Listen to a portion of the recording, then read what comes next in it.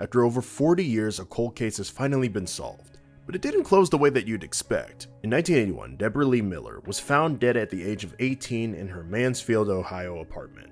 Police say that she was bludgeoned to death with a cast iron stove grate as well as pots and pans. During the initial investigation, police talked to James Van Nest, who happened to live upstairs, but he was never identified as a suspect. The case was eventually left unsolved, and constantly reopened, but with no success. But in 2021, detectives, along with DNA experts, took another crack at the case, and this wound up leading them back to James Van Nest, who was now in his 60s. Now, during his 2021 questioning, detectives described Van Nest as cagey in that he was clearly trying to establish an alibi for himself, and eventually he would end up admitting that he was with Miller before her death. Detectives tried to talk to Van Nest again in June of this year, but he was uncooperative and demanded a lawyer. Shortly after that, he would end up selling his home and moving out of state. But eventually Van Nest was arrested in West Virginia because he was facing firearm charges. But after posting bond, he then left the state and went back to Ohio. Cut to last month, U.S. Marshals tried to serve a warrant to him at a Canton motel, but Van Nest then barricaded himself inside, leading to a standoff and a shootout. One officer ended up getting hurt, and eventually police shot and killed Van Nest. However, even though he's gone, police say that the DNA evidence against him was overwhelming,